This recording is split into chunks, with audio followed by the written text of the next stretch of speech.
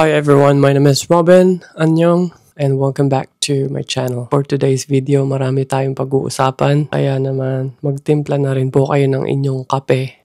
Today, pag-uusapan natin kung bakit maraming mga Koreans ngayon ang ayaw na pong magpakasal and ayaw na rin pong magkaanak. Babalitaan niyo po ba yan sa news? Yung Korea has the lowest birth rate in the world.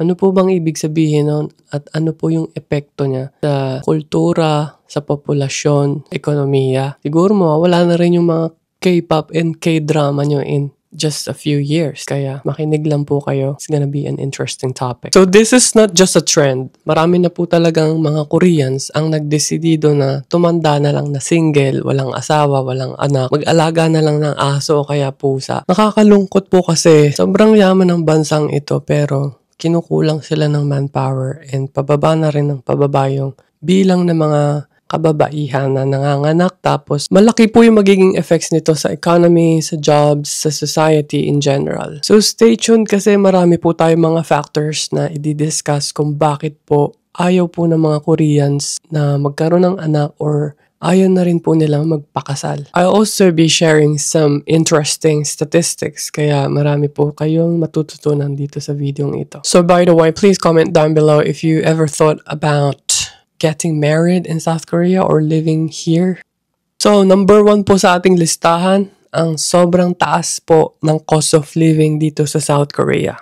For example, a small 1-bedroom apartment sa Seoul, pwede po kayong gumastos ng about 300,000 pesos o higit pa para lang po yun sa renta. So being one of the most expensive cities to live in the world is not a secret. Pwede po kayong gumastos ng about 300,000 pesos to about 500,000 pesos para lang po sa renta ng bahay para sa isang taon. I-add mo pa po yung utilities, yung food, yung tuition ng mga anak, and other expenses. Kaya marami po sa mga South Koreans, kung wala po kayong bahay, apartment, or matutuluyan, mas mabuti na lang po maging single kayo kasi it's very close to impossible. It will take your entire lifetime para makapag-save up and makabili po ng apartment dito. Kaya po para sa maraming young Koreans, sa tingin nila, paano ako magkakapamilya kung sarili ko pa lang nag-struggle na ako? Paano pa ako makakapaghanap ng makakabuo ng pamilya kung sarili ko pa lang hindi ko na maasikaso, hindi ko na masuportahan? Kasi mababa po yung income compared sa cost of living dito. Kaya marami po sa ating mga kaibigang Koreano, marami po silang utang. Most newlywed couples here, they cannot give the down payment for the housing or they cannot pay that in cash.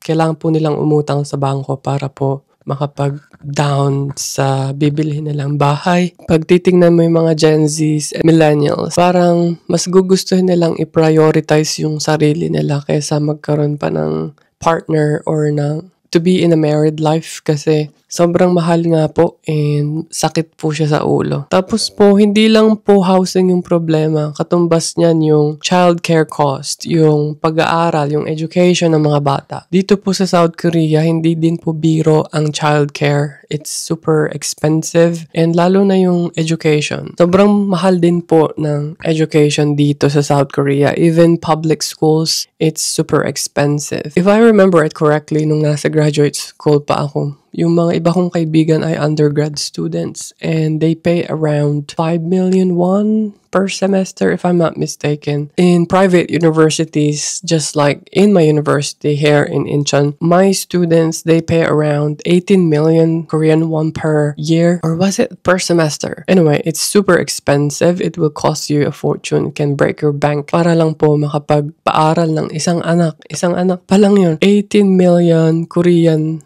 won per semester. Imagine, ganun po kamahal magpaaral dito sa South Korea. Kaya no wonder, marami pong madedelay ng pagkakasal or pinipili na lang hindi magkasal. Malaki yung responsibility sa pag-raise ng child mo and hindi po siya biro dito sa South Korea. So I guess doon nag-uugat yung societal issues dito dahil lahat halos sila, ang goal nila is magkaroon ng bahay sa may Hangang River. Parang ito yung golden standard pagdating sa buhay dito. Kapag nakapagtapos ka, dapat in one of the Seoul universities or dun sa mataas na tinatawag na SKY, yung top 3 universities po dito ay tinatawag na SKY. Seoul National University, Korea University, and Yonsei University. Simula pagkabata, malaki na po yung mga pressure dito. Kaya puspusan at talagang sunog kilay. Hindi lang po kilay ang masusunog kung pag nag-aaral sila. Tupok din po ang buhay nila dito. Kaya di po biro ang society sa South Korea. So, kung kayo po yung mga nasa position nila, i-consider nyo pa po bang magpakasal? So, let's proceed to the second issue kung bakit ayaw po ng mga Koreans na magpakasal or magkaroon ng mga anak. Number 2 is yung work culture. Alam po natin na ang Korea ay isa sa mga hardworking na tao sa mundo. So, yung working culture, nag-uugat din po siya doon sa very competitive nature ng mga Koreans. They have very competitive jobs which leads to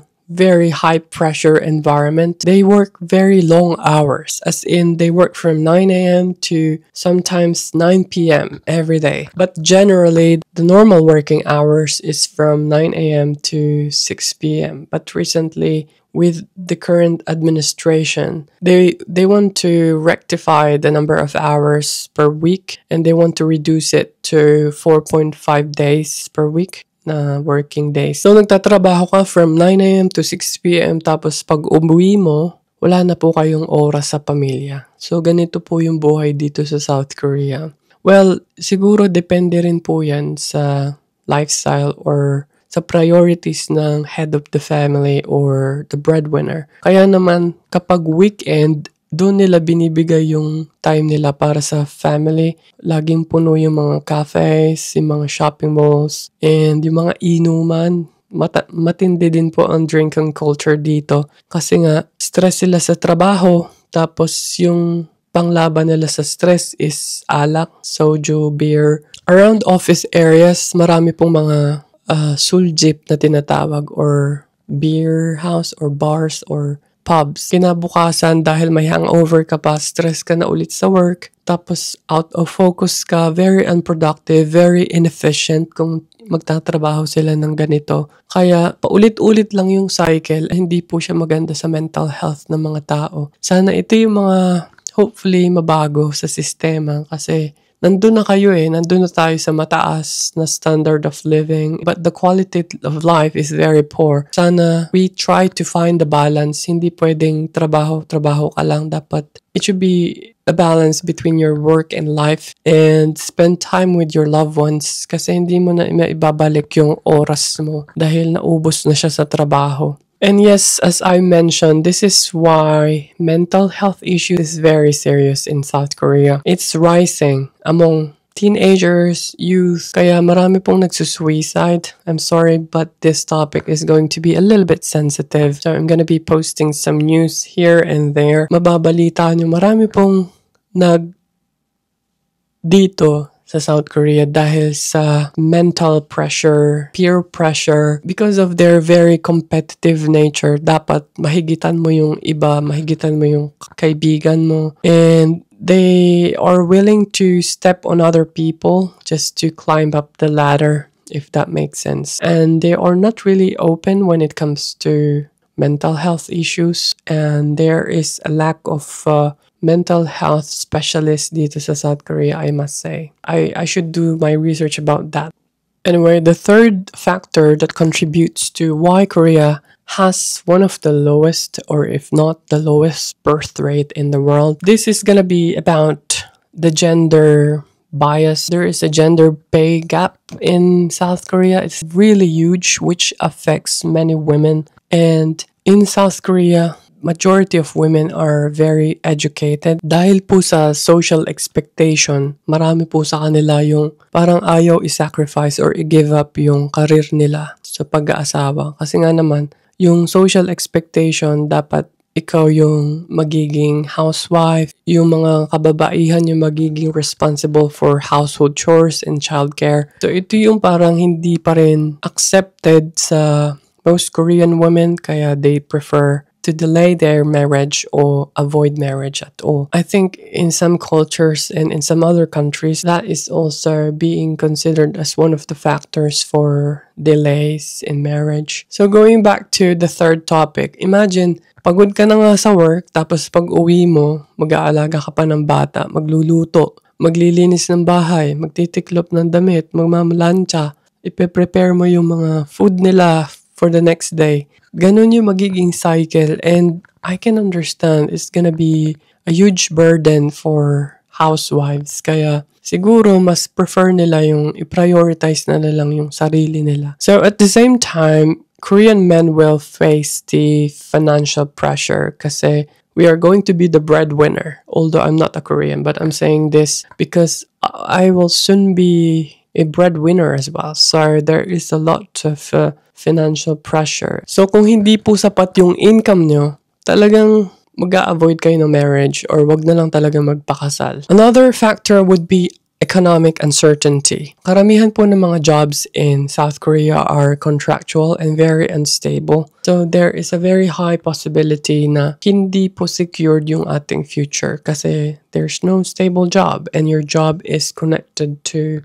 your financial freedom and financial health. So even if you want to get married, job stability is not guaranteed. And ito po yung pinakamalaking reason kung bakit South Korea has the lowest birth rate in the world. To give you numbers, in 2024, South Korea has raised the birth rate to 0.78, but still, it's the lowest in OECD countries. Para po ma-replace yung population, kailangan po nila ng 2.1. So ano po bang ibig sabihin ng mga numbers na to? A replacement level birth rate needed to keep the population stable without immigration is about 2.1 children per woman. Korea's 0.74, this is the data in 2024, is the lowest in the world. It means that, on the average, a woman in South Korea is expected to have less than one child in her lifetime. So, for example, if 100 women live in Korea under today's conditions, together they'd be expected to have only about 74 children in total. This is far below the 210 needed to replace themselves. Paano na lang masusustain yung K-pop at mga K-drama nyo kung yung mga opa at mga on ninyo ay hindi na nagpapakasal, hindi na nanganganak? Sino na lang papalit? Baka pwede po kayong humanap ng volunteer. Ako na lang po magvo-volunteer. So, compare that to the Philippines. Sobrang baba po nito. Siguro yung sa atin, sobra-sobra pa na masustain yung populasyon. So, that is it for today's video. So, is marriage really disappearing in South Korea? I don't think so. Not completely. Pero it's very clear that younger generations are changing or shifting their perspective towards marriage. We're thinking about love, life, and family. So, paano ka pa naman magpapakasal? Paano pa iisipin yung pamilya mo in the future kung sarili mo nga nag-struggle ka na? Siguro ang sagot dyan, baguhin natin yung sistema. Siguro tama yung ginagawa nila na to reduce the working hours to 4.5 days per week. It's not really significant, but at least you can have some time for your family, go home early and spend a long weekend with your kids or travel somewhere. So lahat po ng mga factors na nabanggit ko ay nagko-contribute kung bakit po marami sa ating mga kaibigang South Koreans ang ayaw na po magkasal or ayaw na po magkaroon ng kids. So comment down below and share your thoughts. Don't forget to like, subscribe, and hit the bell button for more videos. Thank you so much guys for watching, and I will see you guys in my next video. Bye-bye.